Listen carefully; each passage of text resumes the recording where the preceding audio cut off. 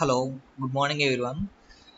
Yesterday మనము object ID generate కాలేదు, object ID మనం ఎంటర్ చేయలేదు అని డిస్కస్ చేసుకున్నాం కదా. సో ఇప్పుడు ఆటోమేటిక్గా మనం ఒక కమాండ్ ఇస్తే సీక్వెన్షియల్ ఆర్డర్లో ఆబ్జెక్ట్ ఐడీస్ జనరేట్ అవుతాయి. అది ఎలా అనేది ఇప్పుడు చూపిస్తాను చూడండి. సో ఫస్ట్ లేయర్లోకి వెళ్ళాలి, యాడ్ లేయర్లోకి వెళ్ళి మనం మన వెక్టర్ లేయర్ని యాడ్ చేసుకుంటాం. సో 9x1 ఫస్ట్ మధ్యేశ్వర్ ఓపెన్ యాడ్ క్లోజ్. ఇప్పుడు మనం అట్రిబ్యూట్ టేబుల్ చూద్దాం. సో ఇక్కడ ఆబ్జెక్ట్ ఐడి నల్ అని ఉంది, ఓకేనా. టోగులేటింగ్ ఆన్ చేసి ఫీల్డ్ క్యాలిక్యులేటర్లోకి వెళ్ళండి. ఫీల్డ్ క్యాలిక్యులేటర్లోకి వెళ్ళి అప్డేట్ ఎగ్జిస్టింగ్ ఫీల్డ్.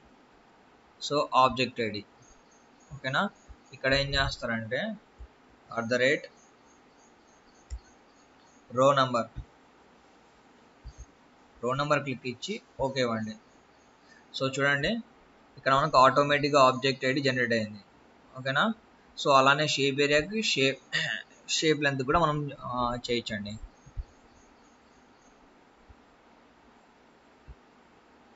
ఫీల్డ్ క్యాలిక్యులేటర్లోకి వెళ్ళేసి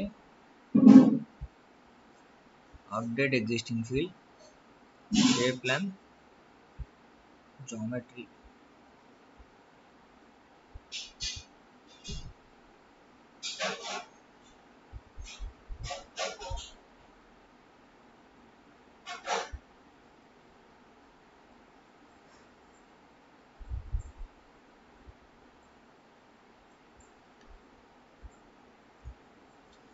సో డాలర్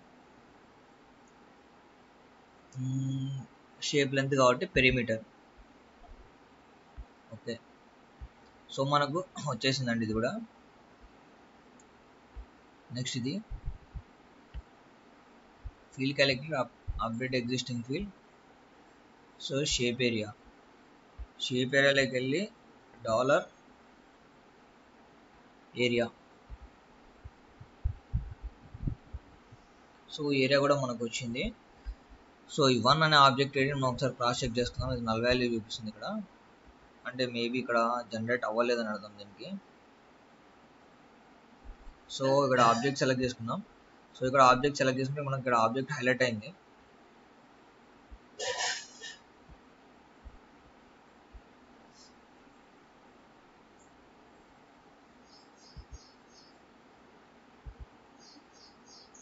సో ఆబ్జెక్ట్స్ అనేవి సెలెక్ట్, బట్ ఇక్కడ దీనికి లేదు కాబట్టి సో మనం ఈ రోన్ అనేది డిలీట్ చేసుకోవాలి.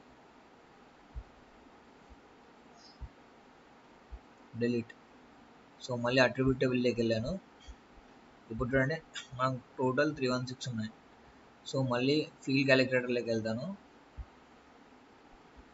అప్డేట్ ఎగ్జిస్టింగ్ ఫీల్డ్లోకి వెళ్ళేసి నాకు ఆబ్జెక్ట్ ఐడి కావాలి. సో @ROW రో. సో ఓకేనా.